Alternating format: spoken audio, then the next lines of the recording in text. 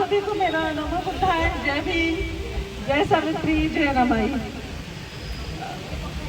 आज मतलब हम तो हमेशा खुशी के मौके पर आने के ही सोचते हैं, लेकिन आज ऐसा मौका आया है कि ये हमारी महिलाओं की लड़ाई है। अब ये लड़ाई ऐसी नहीं रही कि आपको शारीरिक रूप से परेशान किया जाएगा।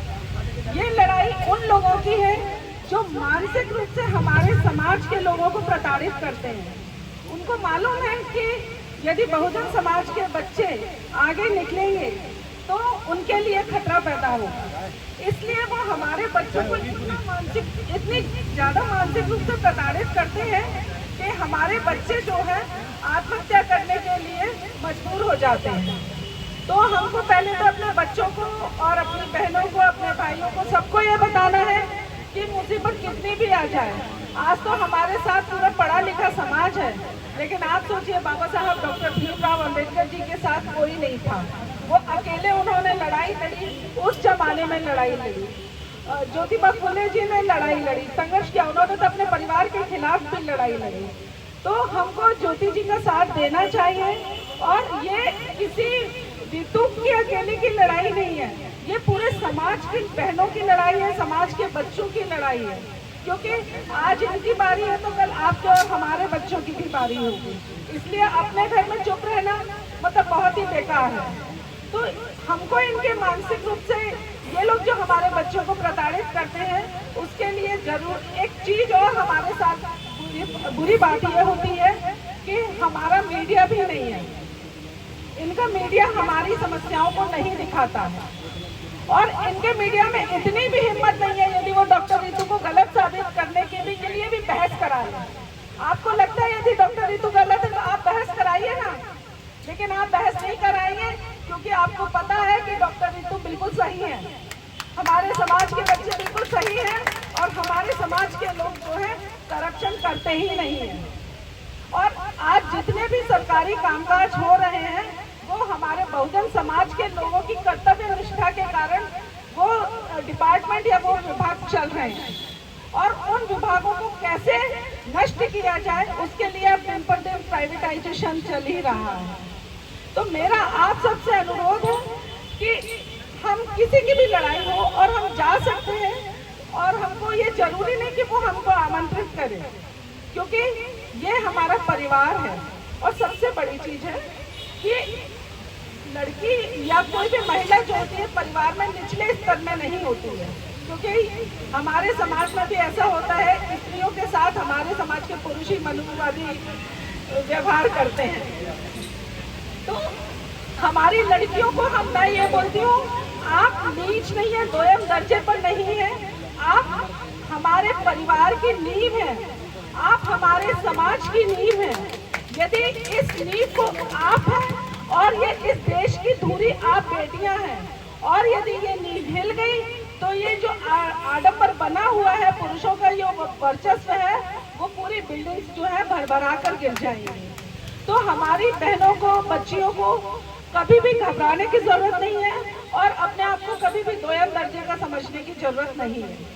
वो हमेशा अपने आप को नींव माने और ये सोचे कि पूरी बुनियाद मुझ पर टिकी है। अब स्वाभाविक सी बात है, हमारी ये बहनें भी बैठी हुई है, हमारे किसी के घर में कोई माँ नहीं होती किसी की, तो हम लोग जाते भी नहीं, आ रहे उनके यहाँ कोई लेडी नहीं है, हम नहीं जा रहे हैं, होता है ना, ये तो सामान्य सी बात है। जब हमारे समाज की बच्चियां हमारे समाज में जो है एक अच्छे ओहदे पर काम करती हैं और वो हमारे समाज का कल्याण नहीं कर सके, हमारे बच्चों को अच्छी शिक्षा नहीं दे सके, इसके लिए हमारे बच्चों को तरह तरह से परेशान किया जाता है।